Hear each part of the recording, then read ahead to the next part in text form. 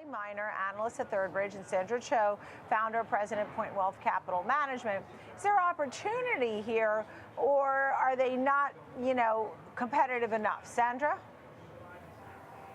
So I do think there is some opportunity here. I mean, you have their user base of 224 million users that are not only used to going to them for other needs, not just generative AI, but also, paying for subscriptions and for their services. If you tap into that, which it looks like they are doing, then I do think that there's potential. Their biggest competitor would be, OpenAI's Sora, but with Adobe's got a much more robust, offering.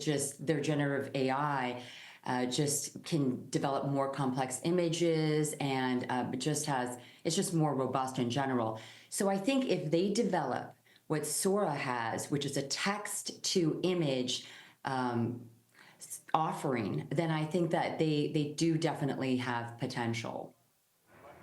Right. What do you think, Charlie? You see the potential too? Yeah, certainly. I mean, what Adobe is really struggling with right now is a lack of a growth catalyst. You can go back to the fall of 2022. Remember, they proposed $20 billion to buy Figma. They knew that their core business, this digital media segment, was slowing in growth. Because that deal fell through and because of the development of generative AI, we're now looking to AI, to Firefly, as that catalyst. The problem is Adobe is taking an adopt now, monetize later approach. And given the resources and the money they're putting into this, investors are becoming increasingly frustrated that they're not pulling that monetization lever. And what we're wondering is, despite customers telling me and others that the products are good and that they're using them, how much are they actually going to pay for them, and how big of a revenue driver is this going to be in 2025 and beyond? Yeah, understood. I mean, Sandra, when you think about what happens here with Adobe, how long does it take for it to sort of make up some of the missteps? Yeah, so I mean, they are making conversions into Firefly. People are using them more and more, but it's true, it has been quite slow, and the amount of money that any company has to invest in generative AI and AI in general is substantial, and because this is the launching period, right, of AI still.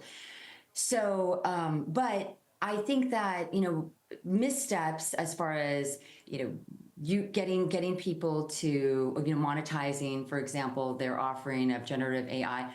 I think that can be rectified if they tap into their user base, if they get the correct pricing, and it seems like they are doing that, raising pricing a bit for this new offering of Firefly, and then making that value add, getting people to use it so that they keep paying more for its use.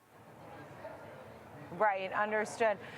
Charlie, you noted how the core digital media business continues to struggle with some macro headwinds, some competitive pressures. So even though they lowered their numbers a bit, you still think that they can be competitive. So what will be maybe a tailwind, or what will sort of make them propel ahead of the competition? Yeah, they continue to cite macroeconomic challenges as a primary driver for that digital media business.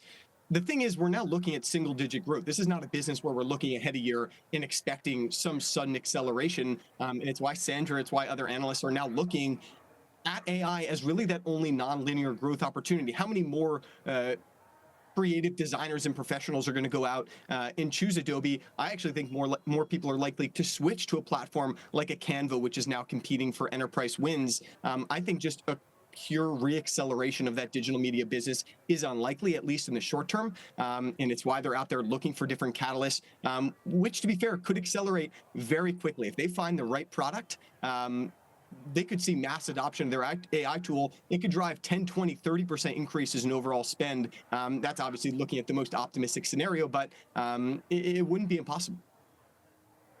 Yeah, but it does sound like you're both seeing the opportunity. So today would be a buying opportunity, I guess, when you sell off 14%.